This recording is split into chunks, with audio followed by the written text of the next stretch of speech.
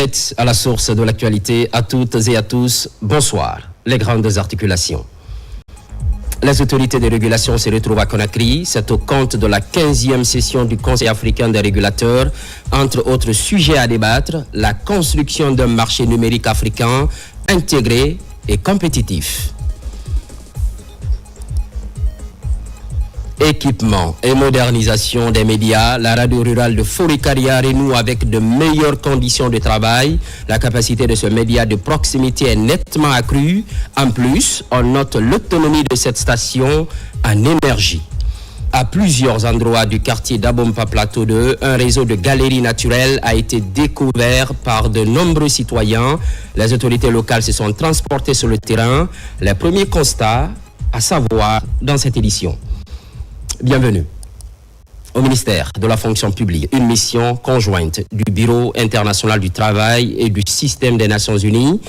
La mission est régie par Faya François Bourouno. Au menu des entretiens, la mise en œuvre de l'accélérateur mondial pour l'emploi, la protection sociale et les transitions justes. Mamadi Ternaka Misoko, compte rendu. À Conakry, la délégation du Bureau international du travail, accompagnée du système des Nations Unies, échange avec le ministre du Travail et de la fonction publique, accompagné de ses cadres techniques. À travers l'initiative Accélérateur mondial pour l'emploi, la protection sociale et les transitions justes, il est question d'appuyer les autorités guinéennes à la mise en œuvre de la politique nationale de l'emploi et l'alignement de l'accélérateur mondial aux objectifs du programme Simandou 2040. C'est vraiment d'essayer d'ancrer cette initiative de l'accélérateur mondial dans les réalités de la Guinée, que cette initiative, évidemment, s'inscrive totalement dans la vision, l'ambition de la Guinée à travers son programme Simandou 2040. Donc, les synergies existent déjà, il s'agit vraiment de les concrétiser. L'objet de notre mission, c'est vraiment de sensibiliser, de favoriser l'appropriation par tous les acteurs qui vont devoir mettre en œuvre cette initiative. La Guinée fait partie des premiers pays à intégrer l'accélérateur mondial. C'est une initiative du secrétariat général des Nations Unies visant à appuyer les pays qui partagent les perspectives de création d'emplois décents, mais également de soutien au système de protection sociale, de souscrire pour développer des initiatives allant dans le sens de la mise en œuvre de leurs objectifs de développement. Et c'est dans ce cadre que la Guinée, depuis juin 2024, a manifesté son intention de faire partie des premiers pays dans lesquels cette initiative doit être implémentée. Et donc le programme va être mis en œuvre. Nous aurons l'appui de ses partenaires techniques et financiers parce que c'est une initiative conjointement soutenue par le système des Nations Unies et le groupe de la Banque mondiale. Donc ça va permettre à la Guinée de mettre en œuvre des programmes, des plans d'action allant dans le sens de la création d'emplois à travers la mise en œuvre de la politique nationale d'emploi de notre pays. Cette rencontre marque une étape supplémentaire dans le partenariat entre la Guinée, le BIT et les Nations Unies. Partenariat qui vise à installer une gouvernance de travail plus inclusive et à soutenir la transformation socio-économique de la Guinée. Apparemment, c'est un lundi mouvementé à Conakry, retrouvailles des autorités de régulation. C'est dans le cadre de la 15e session du Conseil africain des régulateurs. La rencontre ouvre la voie à l'événement Transform Africa Summit. Parmi les sujets à solutionner, la construction d'un marché numérique africain intégré et compétitif à travers le monde. Marie-Angélique Bangoura. Conakry est cette semaine la capitale africaine du numérique. La ville a accueilli ce lundi la 15e session du Conseil africain des régulateurs. Une rencontre de haut niveau réunissant les représentants de 15 pays, dont la Guinée, le Rwanda, l'Afrique du Sud, le Gabon et le Ghana. Cette semaine, les chefs d'État se réuniront pour le 12e Conseil d'administration de Smart Africa. Toutes les décisions qu'ils prendront sont issues de vos travaux, car 15 n'est pas une réunion de plus. C'est un signal d'une Afrique qui contrôle son destin numérique, avec responsabilité, avec confiance et selon ses propres termes. Organisé en amont du Transform Africa Summit, le sommet de l'Union africaine consacré au numérique, cette session vise à harmoniser les positions africaines face aux grands enjeux technologiques. Elle constitue un espace stratégique de réflexion et de concertation pour définir des orientations communes qui seront présentées aux chefs d'État et de gouvernement. L'avenir du numérique de l'Afrique ne se traduira pas par la fragmentation, mais par l'unité, la solidarité et la vision partagée. Cette vision, notre pays, la Guinée, s'efforce à la traduire dans les faits, à travers des programmes structurants, comme le programme Simandou, l'an 2040. Les recommandations issues de Conakry devraient nourrir les travaux du Transform Africa Summit et contribuer à la mise en place d'un cadre africain cohérent pour relever les défis du digital. Place maintenant à la stratégie nationale d'économie bleue. La capitale guinéenne abrite l'événement et se fixe pour défi de jeter les bases d'une politique nationale intégrée autour de la gestion durable des ressources marines. C'est dans l'optique d'uniformiser les textes à l'échelle continentale, j'allais dire. Al-Gassimoba, explication. La Guinée, avec ses 300 km de littoral, ses riches zones de pêche, sa biodiversité marine ou encore ses voies navigables intérieures, dispose d'un immense potentiel encore sous-exploité. Mais sans stratégie cohérente, ses atouts risquent d'être mal exploités, voire perdus. L'objectif de ces assises de Conakry, faire de l'économie bleue un moteur de croissance, un levier pour la sécurité alimentaire, mais aussi et surtout un outil de résilience face au changement climatique. Il y a des enjeux qui sont d'aligner cette stratégie à celle régionale, c'est-à-dire que la stratégie de l'Union africaine. Mais également, les prochaines étapes, nous devons avoir un plan d'action ou un plan d'investissement au niveau national sur l'économie bleue. L'arrivée de l'Union africaine dans nos murs aujourd'hui consiste à aligner le plan stratégique qui existe au niveau national, de l'aligner aussi avec l'Union africaine. À travers cet espace d'échange, la Guinée franchit une étape décisive vers la valorisation de ses ressources bleues.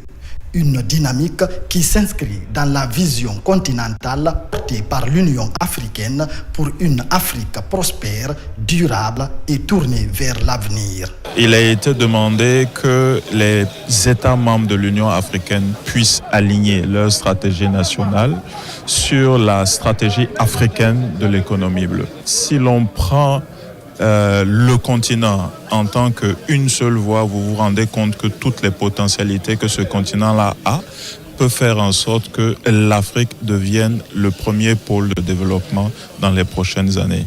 Et l'agenda 2063 est dans cet élan-là.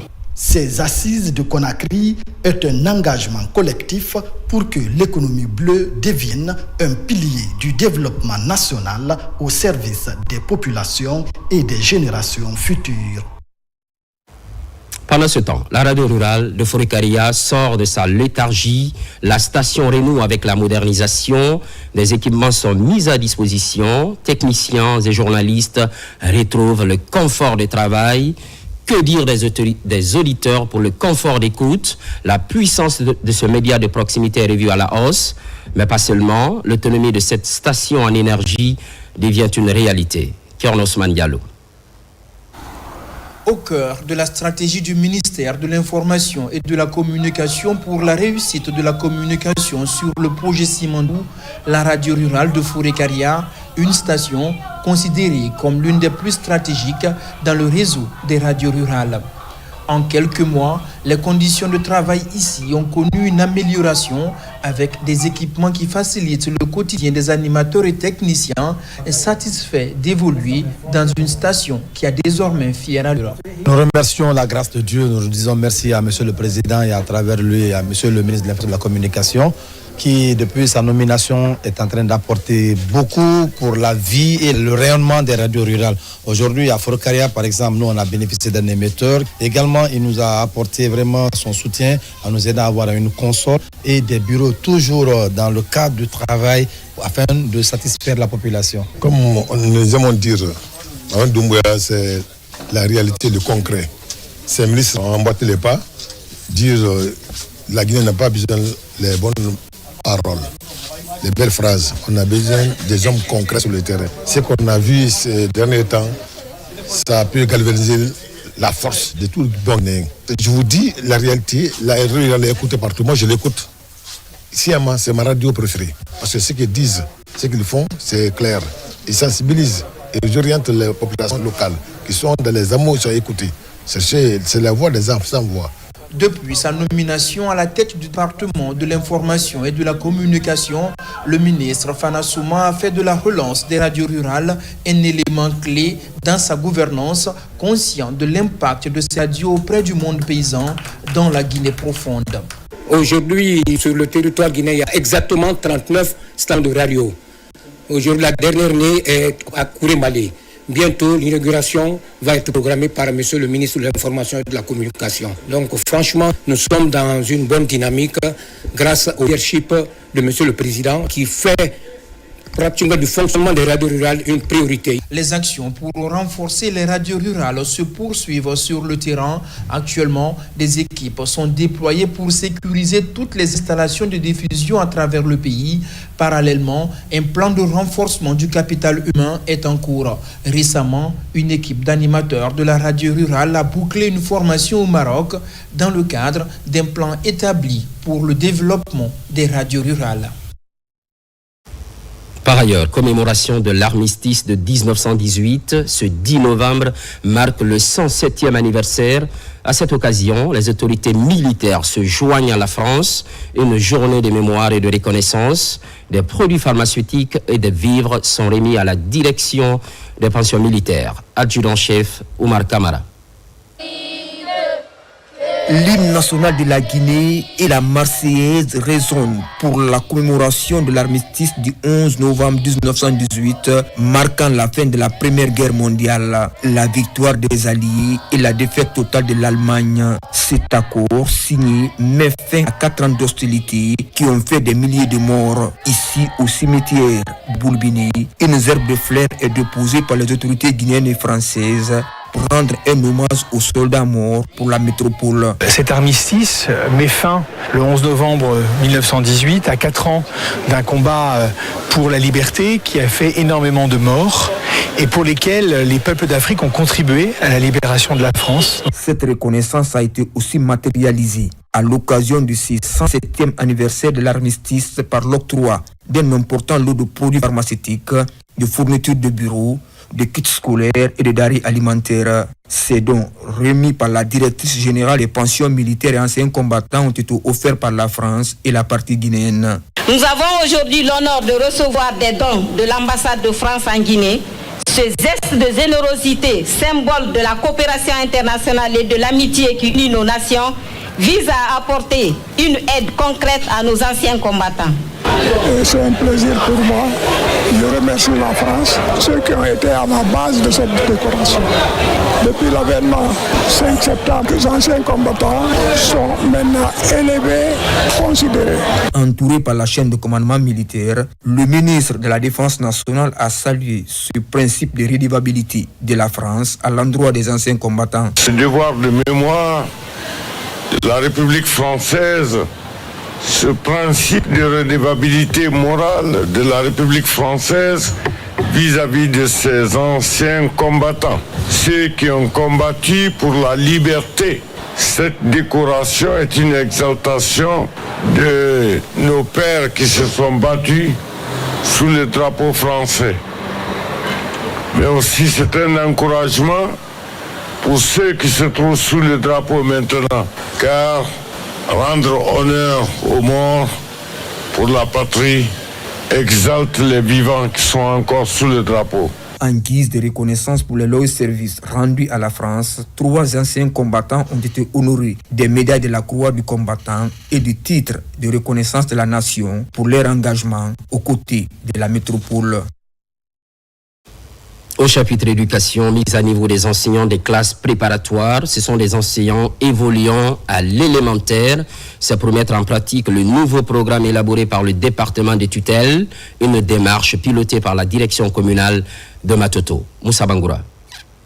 La qualification du personnel enseignant au niveau de l'élémentaire, une des priorités de la direction communale de l'éducation de Matoto. Ici au collège Sangoya Nord. Entre autres bénéficiaires de cette session de remise à niveau, les délégués scolaires, directeurs d'école et chargés de cours dans les classes préparatoires des établissements d'enseignement public. Ils renforcent leur capacité sur les nouveaux programmes d'enseignement élaborés par le ministère de l'enseignement préuniversitaire. À la sortie, il faut que l'enseignant qui enseigne les CP soit vraiment bien outillé pour qu'il puisse dispenser de façon correcte le programme, pour que les enfants qui reçoivent ces formations savent lire dès la première année, savent écrire les 26 lettres d'alphabet. Ces enseignants doivent s'y mettre pour que cette utilisation des nouveaux manuels au CP soit quelque chose qui n'est pas du tout étrange pour eux, afin que les enfants puissent tirer le plus grand profit ou le maximum pour le bénéfice de l'éducation guinéenne. Ce nouveau programme est basé sur le guide pédagogique et l'utilisation de manuels scolaires. La formation, ce n'est pas pour nous seulement, c'est pour tous les élèves. Pour enseigner bien, il faut suivre la formation. La formation, elle est très très importante. La formation là est bienvenue pour nous les directeurs qui sont censés viser les cahiers des enseignants et pour les enseignants qui sont en station de classe, qui doivent vraiment détailler, préparer et enseigner les élèves. Pour un enseignement de qualité au niveau des élèves, ce nouveau programme d'enseignement rentre en vigueur cette semaine. Les chercheurs de l'Institut national de recherche et d'action pédagogique assurent cette série de formations. Au même moment, réconfort pour les élèves des secteurs Soro et Mangué. Nous sommes dans la commune urbaine de Ksa. C'est une nouvelle école pour encourager la scolarisation des enfants, fruit d'une initiative privée. Capacité d'accueil, plus de 3000 élèves. Marwan Kamara. Les élèves des secteurs Soro et Mengué dans la commune de Kassa ne vont plus parcourir des kilomètres pour rejoindre leur établissement scolaire. Sur cette montagne, une nouvelle école de 7 salles de classe ouvre enfin ses portes après plusieurs années de travaux. L'infrastructure attendue depuis longtemps vient offrir aux enfants de Soro et Mengué un environnement d'apprentissage plus proche et mieux adapté à leurs besoins.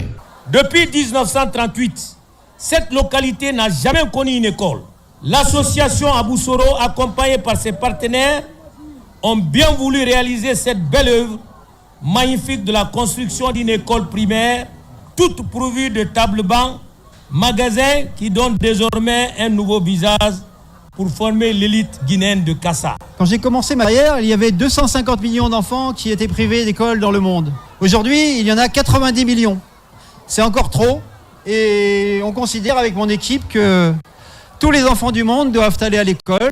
Réalisé et équipé par l'association Abou Soro et la fondation Wozni, ces infrastructures scolaires de proximité s'inscrivent dans le programme de développement de l'éducation dans l'archipel des îles de l'Os. La fondation Wozni et le groupe UMS sont fiers d'avoir contribué à cette réalisation. Elle s'inscrit dans notre engagement constant pour un accès équitable à une éducation de qualité partout en Guinée. Nous saluons l'apport essentiel des ONG, des associations et des partenaires privés qui incarnent l'esprit de soutien et d'accompagnement à la vision de développement tracée par le chef de l'État. L'inauguration de cette école primaire est un pari réussi pour l'association Abou Soro et ses partenaires, guidés par l'engagement de mettre en œuvre la politique de couverture scolaire universelle et l'égalité des chances. C'est un chiffre qui ne passe pas inaperçu. 23 millions d'euros. Le gouvernement et l'AFD ont mis la main à la poche. Une manne financière injectée dans le projet Saritem, appui au système d'activité risicole en territoire de mangrove. Une mission conjointe de supervision regagne les différents sites. C'est un prélude à la deuxième phase du projet Saritem. Fodé Camara, spécialiste maison. Pour aider les producteurs à augmenter les rendements par l'amélioration des pratiques culturelles depuis plus de 30 ans, l'Agence française de développement poursuit son programme de valorisation du riz sur le littoral. Une dynamique d'accompagnement de la terre au marché qui se poursuit à travers le projet Saritem, le projet d'appui au système d'activité risicole en territoire de mangrove. Un projet de promotion rurale qui est dans sa dernière ligne droite.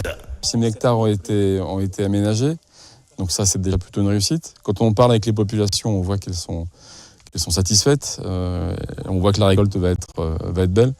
Donc le bilan technique, il est très positif. Le bilan de gestion de projet, on est sur la clôture. Il faut qu'on finisse tout ça, mais dans l'ensemble, la mission est plutôt satisfaite. Durant près de 7 ans, l'appui de l'Agence française de développement a permis de réaliser des ouvrages de régulation de l'eau de mer et de promouvoir des itinéraires techniques innovants, une approche d'aménagement et de réhabilitation qui a permis d'augmenter les rendements à hauteur de 3 tonnes à l'hectare. En première position, nous remercions le gouvernement et les partenaires de l'AFD. Avant cet aménagement, on travaillait difficilement. On n'enregistrait pas de bonnes récoltes. Cette année, les prémices d'une bonne moisson sont visibles. Même l'engrais, on ne l'utilise pas, car l'eau de mer fertilise le riz. Avant, on souffrait beaucoup. Nos périmètres n'étaient pas aménagés. La pluie causait beaucoup de dégâts. Aujourd'hui, grâce à l'appui du projet Saritem, nous disons Dieu merci et on souhaite que cet appui se poursuive. Dans un passé récent, de nombreux périmètres étaient quasiment abandonnés par les paysans. Aujourd'hui, grâce au d'aménagement du projet Saritem, une petite révolution est palpable dans les casiers, comme ici à l'image, les villages de Bétia, Kilinkine et Katep, de grandes zones de production de la commune rurale de Koba. On a vu dans les villages, les gens sont en train de construire. Avant, les constructions, c'était en banco. Aujourd'hui, nous voyons les murs en dur monter au niveau des périmètres. Nous voyons les toitures changer carrément. Nous voyons qu'ils contribuent même à la construction des édifices publics. Je veux dire les mosquées, les centres de santé au niveau de ces villages. Cependant, enregistré grâce aux ouvrages de régulation de l'eau de mer et de gestion judicieuse de l'eau douce. Des innovations qui stabilisent et pérennisent les aménagements dans cet écosystème très capricieux, situé en front de mer. On s'intéresse à présent au dépôt sauvage d'ordures. Une nouvelle phase est enclenchée contre ces points noirs. Fini la sensibilisation, l'heure est à la répression. Matoto et Lambagny servent de mauvais exemples. 10 individus sont pris en flagrant délit. Ils ont été aussitôt interpellés. Le message des autorités est clair. Jeter les ordures n'importe où ne sera plus toléré. Mariam Kamara, explication. Ils avaient choisi le trottoir comme poubelle. Résultat, 10 personnes ont été arrêtées ce week-end sur le tronçon Koza T7, en pleine action, alors qu'ils jetaient leurs ordures sur la voie publique.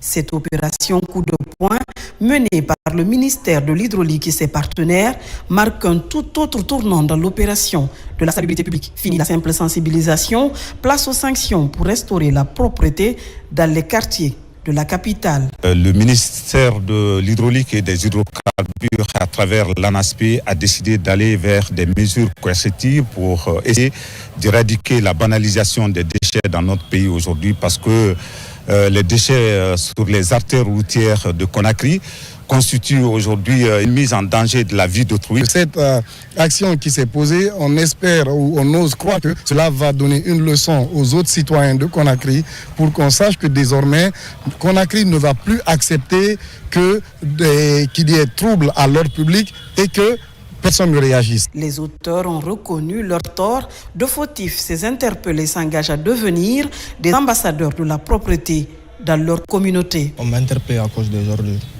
J'étais sur la route. Je rentrais à la maison. Ma mère m'a commissionné de prendre, comme d'habitude, les ordures, de venir jeter au rond-point T5. Je n'étais pas au courant que jeter les ordures sur la route, c'était un crime.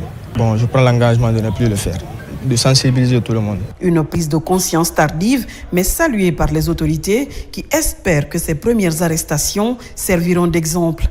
Ces opérations de ratissage en synergie avec les services de sécurité seront sans relâche dans la lutte contre l'incivisme environnemental. L'objectif est de mettre fin à ces comportements qui dégradent notre cadre de vie et menacent la santé de tous. Cap sur le domaine de l'agroécologie, un projet d'envergure cible les paysans des 3 régions naturelles de la Guinée. C'est l'une des retombées de la coopération entre l'Italie et la Guinée. Il se chiffre à plus de 2 millions d'euros pour un délai de 3 ans. Yaya Silla.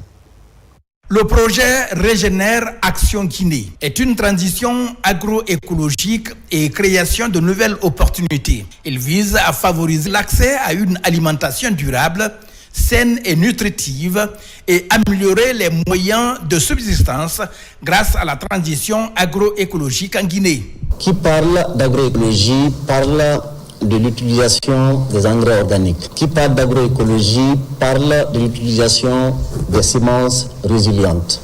Qui parle d'agroécologie parle avant tout de la santé du consommateur. Ce projet mis en œuvre par l'ONG Elvia en partenariat avec l'ONG CISV, le CISAO de l'Université de Turin, APIO, les organisations paysannes, représente un exemple concret de coopération inclusive entre acteurs publics, société civile, monde académique et secteur privé, italien et guinéen.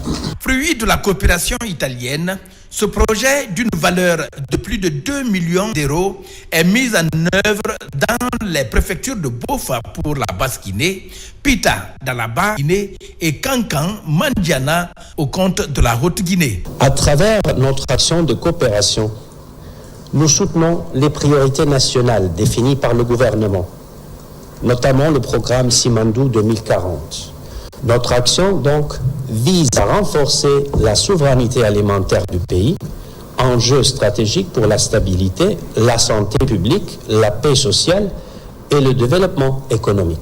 Les résultats attendus du projet sont l'amélioration de la diversification agricole et alimentaire grâce à une approche systémique de l'agriculture régénérative.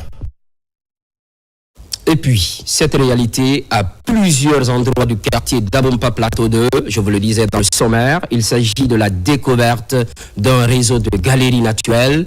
Nombreux citoyens ont fait la remarque. Aussitôt informés, les autorités locales se sont transportées sur le terrain pour le premier constat. Mamadou Alpha Baldé, images et témoignages.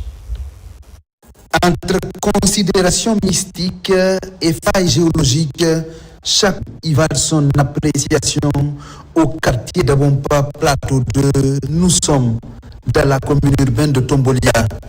Ici existe depuis plusieurs années un réseau de galeries naturelles jusque-là peu visibles en surface. Seulement, ces dernières semaines, l'inquiétude grandit. De nombreux trous, souvent profonds, sont observés à divers endroits, comme ici, au beau milieu de la route. D'après les informations que nous avons eues des premiers habitants de ce quartier, c'est un tunnel qui date de plus de 30 ans de cela et qui traverse presque 3 à 4 secteurs de notre quartier. Des informations ont été passées au niveau des mosquées pour informer les populations que c'est un fait naturel. C'est pour l'autant ce que nous pouvons dire. Mais de bouche à oreille, on nous a appris que c'est un phénomène un peu mystique, comme ça se passe dans beaucoup de nos villages, que c'est le passage des diables. Et c'est ce que nous savons, mais ce que nous avons pris comme disposition, c'est de sécuriser le tunnel afin que ça ne cause pas de dégâts. Selon des témoignages obtenus sur place, plusieurs bâtiments seraient construits sur ce réseau de galeries naturelles. Les autorités communales impuissantes constatent les faits et comptent saisir les services compétents. Malheureusement, nous n'avons pas de service de géologie, on n'a pas de géologue qui puisse mieux nous conseiller sur la nature de cette faille intérieure de l'écorce terrestre. Des populations ont construit des maisons dessus. La maison qui est juste à côté, on a toutes les preuves que cette maison est sur ce tunnel. En attendant un examen complet de cette faille géologique et la prise de mesures appropriées, les autorités locales optent pour une large sensibilisation des populations de la localité pour éviter d'éventuelles catastrophes. Un lundi chargé à Conakry, en marge du lancement du méga-projet Simandou, plusieurs chefs d'État et personnalités de renom rallient Conakry, parmi lesquels le président de la République du Gabon, Brice Clotaire Oligui Nguema, est accueilli par le chef de l'État.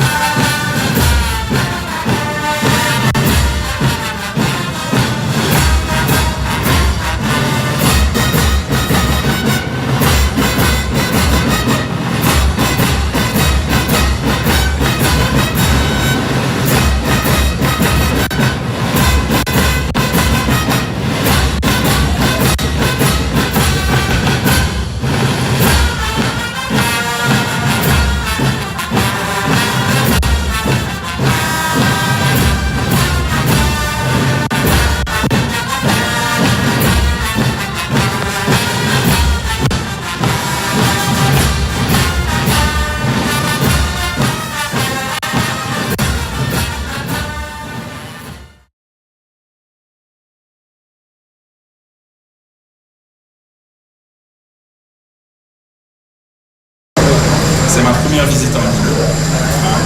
Et je suis satisfait de ce que j'ai pu voir ici et de nos échanges avec mon homologue ici. Les échanges qui ont porté également sur l'avancée politique au Gabon, notre réussite dans l'introduction gabonaise. Et je souhaite ici le même souhait à mon homologue qui a déjà entamé la marche pour l'organisation du référendum, qui a été une très belle réussite. Et je loue son courage de dire je m'en vais aux élections. Parce que les élections nous amènent la paix, la calmie en Afrique. Et c'est ce que nous avons besoin. Les élections attirent les hommes d'affaires, les investisseurs. Et ça rend le pays vers l'ordre constitutionnel démocratique. Et je pense que c'est ce que l'ONU attend, l'Union africaine attend, et toutes les autres institutions. Il est sur une bonne voie et je le félicite pour ce qu'il fait. Je le félicite également pour les infrastructures, notamment le projet que nous sommes venus ici, le Simandou 2040. Nous allons regarder, nous allons restructurer nos mines en fonction du modèle que nous allons voir ici, qui est déjà une réussite. Je fais venir mon ministre des Mines, qui est en relation tout à l'heure avec le ministre des Mines, pour que nous puissions partager cet échange d'expérience. Et je vous remercie.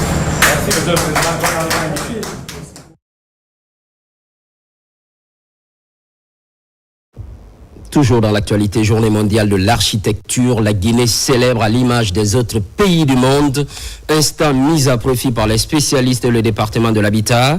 Objectif, valoriser le rôle de l'architecte dans l'aménagement du territoire. Mounir Bari.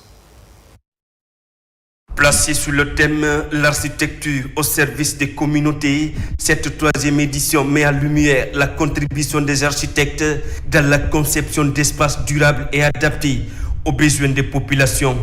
Panel, concours et exposition des projets marquent la célébration avec la participation d'étudiants et des professionnels du secteur.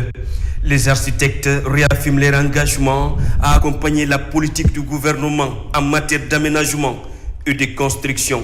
Un architecte, c'est lui qui conçoit les bâtiments, c'est lui qui conçoit les espaces, c'est lui qui analyse, retrouve le véritable besoin des clients et qui les met en œuvre pour concevoir le bâtiment. Le rôle de l'architecte est très capital. On ne peut pas s'en passer, c'est de savoir que de l'aménagement des maisons jusqu'à l'aménagement du territoire, que lorsque c'est mal réfléchi, on peut impacter. Le directeur national de l'architecture, de la construction et des logements salue l'initiative et encourage les architectes à poursuivre leurs efforts pour valoriser la profession et renforcer son impact sur le développement national. Le ministère de l'Urbanisme, de l'Habitat et de l'Aménagement du territoire elle-même institue cette journée au niveau de la Guinée et nous accompagnons toutes les parties prenantes de l'architecture. La journée mondiale d'architecture célèbre justement toutes les actions posées par les architectes dans le monde entier avec des thématiques. Et spécialement en Guinée, nous avons choisi une thématique liée au domaine de la santé et dans le monde rural. La cérémonie s'achève par un banquet convivial. L'architecture reste levier essentiel dans la lutte contre le désordre urbain et pour l'amélioration du cadre de vie des populations. Politique nationale de la jeunesse. On n'est pas loin de la validation du document. Autorités et partenaires réfléchissent sur cette étape cruciale, une nouvelle politique qui va couvrir les 10 prochaines années. Djare Diallo. Avec plus de 70% de jeunes, la Guinée place la jeunesse au cœur de ses priorités. La rencontre de Kanka marque une étape décisive dans la mise en œuvre de la politique nationale de la jeunesse. Autour du ministère se réunissent les partenaires techniques et financiers, les organisations de jeunes et les responsables institutionnels pour valider ce document stratégique. Le document que nous validons aujourd'hui est le fruit de plusieurs mois de concertation, de débats, de contributions d'experts et surtout d'une participation active des jeunes que nous sommes. Repose sur l'écoute, la co-construction et trace une voie claire vers une jeunesse mieux formée, mieux accompagnée et mieux représentée. J'ose croire que les structures du Conseil national des jeunes qui sont représentées jusqu'au dernier kilomètre seront des acteurs clés qui vont s'investir pour la dissémination et le suivi de la prise en compte de ces documents par tout acteur qui voudrait mettre en place quelque chose en Guinée pour le bien de la jeunesse guinéenne. Cette politique servira de cadre de référence pour orienter les actions en faveur de la jeunesse dans tous les domaines: éducation, emploi, citoyenneté, innovation et inclusion sociale. Sur les 10 prochaines années, elle guidera les politiques publiques et renforcera la coordination des initiatives destinées aux jeunes. Je voudrais saluer particulièrement la participation active des jeunes dans tous ces processus. Leur engagement, leurs propositions et leur sens critique ont grandement enrichi le contenu de cette politique. Votre présence ici traduit votre engagement dans la mise en œuvre des politiques publiques au service des jeunes de Guinée. Au terme de nos travaux, la politique nationale de la jeunesse sera validée techniquement.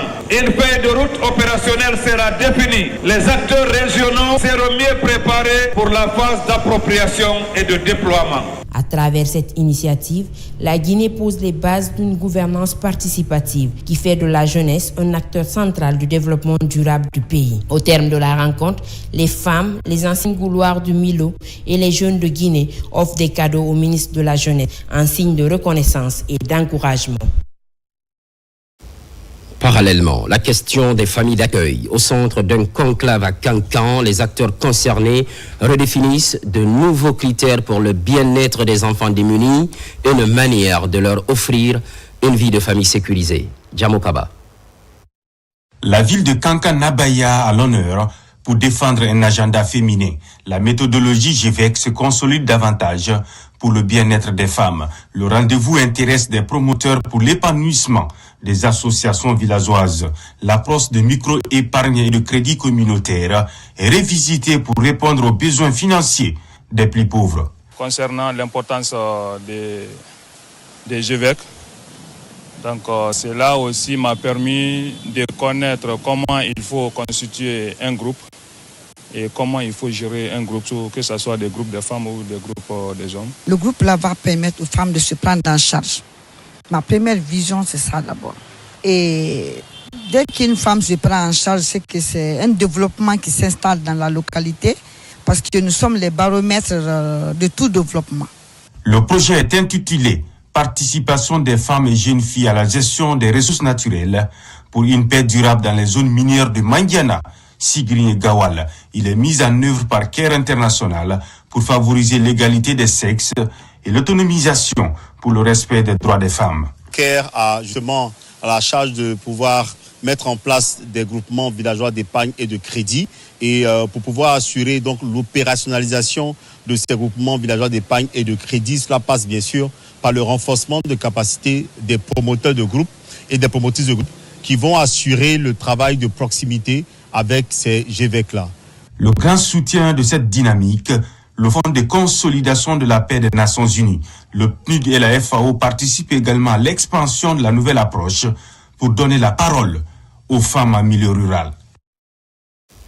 Cette autre initiative de sensibilisation sur la paix, la Concorde nationale, la thématique est au cœur d'une conférence animée par l'érudit de Kindia. Le choix est porté sur la commune rurale de Fossérouré. Autorités et citoyens ont répondu à l'invitation. Labi Kamara. L'érudit de Kindia était cette semaine l'hôte de Taroubéa, Fossérouré, et l'âge Abdul Wakil Alamali Keita avait répondu à l'invitation des populations de cette sous-préfecture pour animer une conférence sur la paix et la concorde nationale en vue d'une Guinée où il fait bon vivre. Une initiative des imams et sages de la localité qui a mobilisé plusieurs fidèles musulmans venus du chef-lieu de la commune rurale et district de Taroubéa, Fossérouré. Ces fidèles, après avoir suivi avec une attention religieuse les informations et la sensibilisation sur ces deux concepts chers aux Guinéens en général, ils ont sollicité l'aide de l'érudit dans la construction de leur mosquée principale et l'obtention d'un forage. La population de Taroubéa Fossérouré est ravie parce que notre demande qui nous prévaut actuellement, c'est le problème de notre mosquée qui est primordial là où nous prions. Il a pris ça en charge. Le problème du forage qui nous incombe de plus, il a pris ça aussi en considération.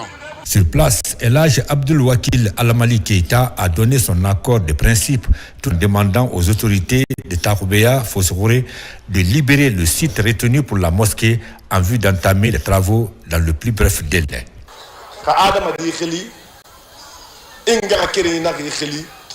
Quand ton parent t'invite, il faut répondre. C'est pourquoi nous sommes là. Et j'ai entendu votre cri de cœur. S'il plaît à Dieu, c'est promis. Je construirai votre mosquée. Dès maintenant, il faut libérer le site pour qu'on entame les travaux aussitôt. À Taroubéa, Fossikhouré, la rencontre de l'érudit Elhadji Abdoul Wakil Alamali Keïta et la population a été présidée par le gouverneur de la région administrative de Kindia. Retour dans la capitale, à Matoto précisément. La jeunesse est à l'école de la citoyenneté, de l'entrepreneuriat et du leadership communal. Une formation de 10 jours pour faciliter l'implication des jeunes dans la consolidation de la paix et de la cohésion sociale. Mariam Diallo. Pour favoriser activement l'implication des jeunes dans la consolidation de la paix, la cohésion sociale et le développement local, le VFD, entendé Service mondial pour la paix, organise un atelier de renforcement de capacité à l'intention des membres du comité de gestion communale et des jeunes leaders de Matoto à travers la commission jeunesse, sport, art et culture. À la fin de la formation, que les jeunes et les leaders forment une équipe pour une meilleure gouvernance au sein de la commune de Matoto. Une gouvernance qui est basée sur la participation, l'inclusion et puis surtout l'intégration. Nous demandons aux participants et aux participantes de le traduire en comportement concret sur le terrain. On dit que la paix, ce n'est pas un mot, c'est un comportement. Le thème porte sur citoyenneté, entrepreneuriat et leadership communal. Les initiateurs de ce projet envisagent de doter la jeunesse de Matoto et les acteurs locaux d'outils pratiques leur permettant de contribuer activement à la construction de communautés pacifiques, résilientes et inclusives. Pour nous, les jeunes jouent un rôle crucial dans la promotion de la paix. Il faut qu'ils aient les outils nécessaires pour être en mesure de jouer pleinement ce rôle qui aide aussi à la durabilité. Nos communes ont besoin de citoyens et leaders fiers de leur identité et conscients de participer activement à la vie de la communauté. Respecter les lois, protéger l'environnement et surtout contribuer au bien commun. À travers ce projet, l'ONG VFD Guinée se veut un espace dynamique dédié à l'émancipation des jeunes à travers leur engagement citoyen.